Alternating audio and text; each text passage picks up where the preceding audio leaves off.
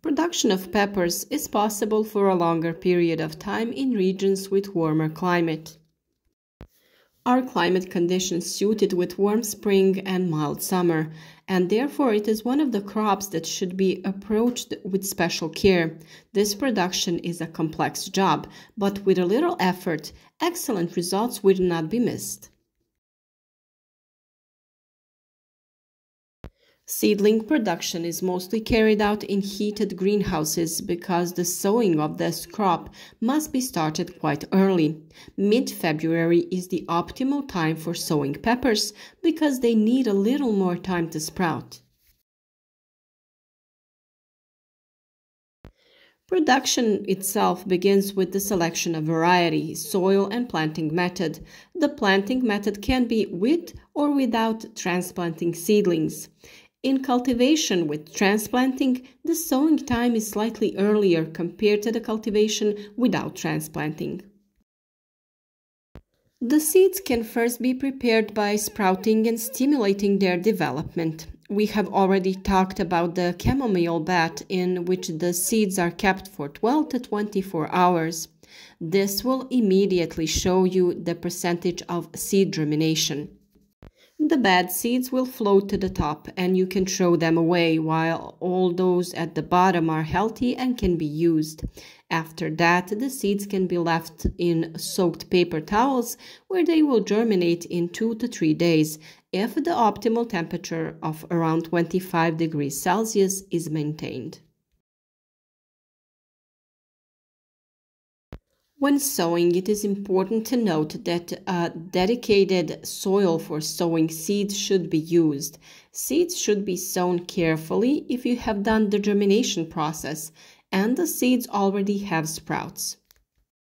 We can sow in styrofoam containers that are intended for this purpose. These can be styrofoam containers with one hole or those with multiple compartments, and they can also be plastic containers.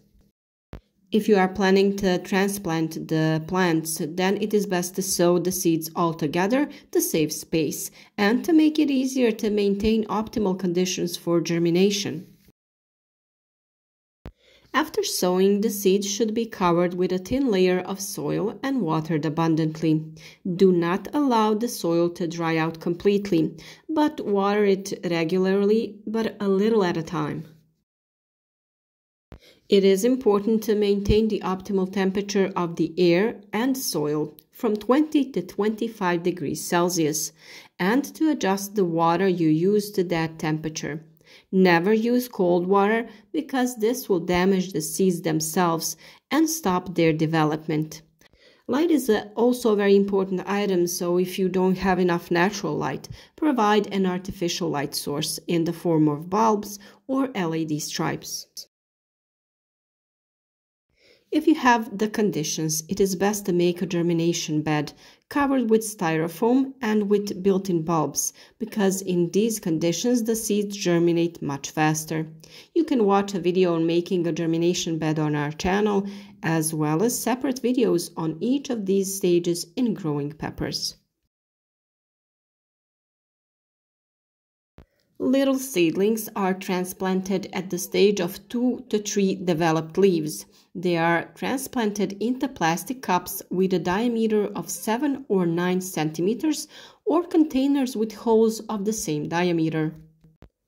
When transplanting, a special soil is used for this.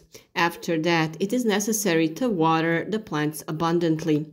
When watering, fungicides should also be used to protect the young plant. The appearance of fungi is common due to unfavorable weather conditions, temperature fluctuations. The disease often appears on the part where the plant enters the ground and attacks that part, which then rots and the plant dies. As a prevention, we use the product called Previcor, which is dissolved in an amount of 2.5 milliliters per 10 liters. We water the plant abundantly with that. After 50 to 55 days, the seedlings are ready for transplanting into a greenhouse or outdoors if weather conditions permit. The ideal seedling for transplanting is the size of 8 to 10 developed leaves. You can transplant peppers into a heated greenhouse as early as March, while in an unheated greenhouse, transplanting is done at the end of April. Basic tillage involves creating a deeper loose layer because the pepper root is located at a depth of about 30 centimeters. Before the basic tillage, manure and mineral fertilizers are added. The amounts to be applied are best adjusted according to a previous performed soil analysis. The plant that you previously had in the greenhouse or the place where you are planting have taken a lot of nutrients from the soil, so an analysis is really necessary. There is also a special video on that topic. If you have a drip irrigation system, black mulch foil is most often used. However, black and white mulch foil is the best for two reasons. The first reason is that with its white side facing the sun, it reflects as much light as necessary, so overheating doesn't occur, especially in the period July-August. The second reason is that its black side facing the soil significantly prevents evaporation and therefore retains moisture for much longer. Transplanting is done manually on an already prepared surface. The marked mulch foil is drilled with a tool and holes are made in which the peppers are planted. The row spacing is from 35 to 45 centimeters and the distance between the plants is from 25 to 35 centimeters, while the planting depth is about 10 centimeters. The row spacing primarily depends on the cultivation system and the construction of the greenhouse, whether it has side ventilations or not. When transplanting, periods of the day with the highest temperature should be avoided. The best time for planting is early morning and late afternoon. Seedling lodging is a common occurrence, and this phenomena can occur for several reasons, primarily due to excessive moisture, poor ventilation, and in some cases, an infected soil. Therefore, it is recommended to disinfect the greenhouse and the equipment before the start of the season. When planting in a greenhouse directly into the ground, we also recommend reusing the Previcur agent during the first watering. The first irrigation is done immediately after transplanting the seedlings. Peppers have a poorly developed root system and a large above-ground mass, so they need a lot of water. For faster rooting, watering should be done with warm water at a temperature of 25 to 30 degrees Celsius. The intervals and norms of watering increase with the stage of plant development. The most water is needed during the period of full fruiting, which is in July and August. The time and amount of adding nutrients is carried out in according with the stages of plant development. The first phase of development, 1 month after transplanting, the nutrients are added once a week with a formulation that has the most phosphorus, which is very important for the plant rooting and the stem development.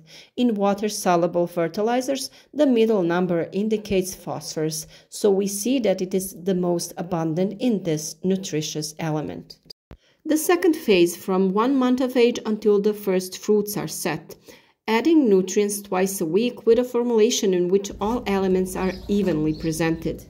The third phase is development phase from the harvest of the first fruits to the end of vegetation. In this phase, we add nutrients 2 to 3 times a week with a formulation in which the last number is the most abundant. That means it contains the most potassium.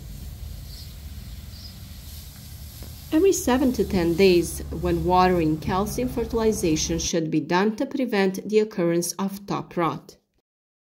You can also feed your plants foliarly, that is, throughout the leaves, because sometimes the plant cannot take the necessary amount of macro and micro elements from the soil. So in this case, this method of nutrient adding is more efficient. A very important step is to maintain the stem. Peppers have a very lush crown, so they need to be thinned out so that the fruits are as large and of the highest quality as possible. We usually do this by forming 2 or 3 main branches and regularly removing excess shoots and, if necessary, excess flowers.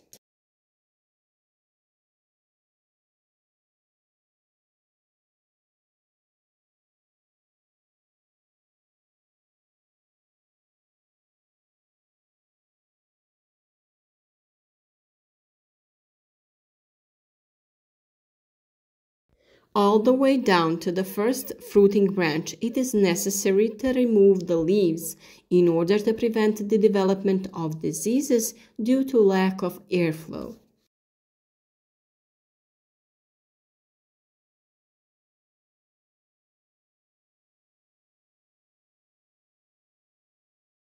We tie the pepper with twine by tying it under the branch and wrapping it around the branches and tying it to the structure in the greenhouse.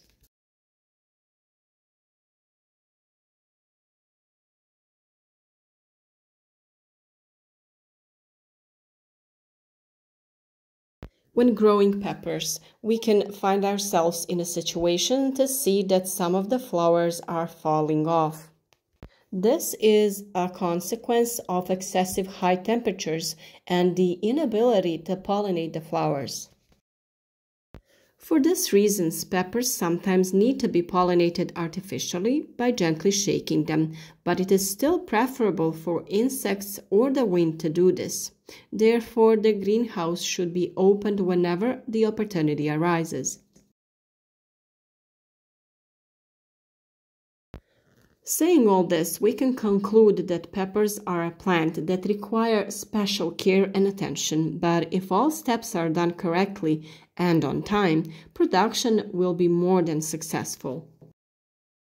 You can watch more videos about growing peppers and other vegetables on our channel, and if you haven't already, you can subscribe to our channel, what would be most helpful to us and to you to keep up to date with our advice.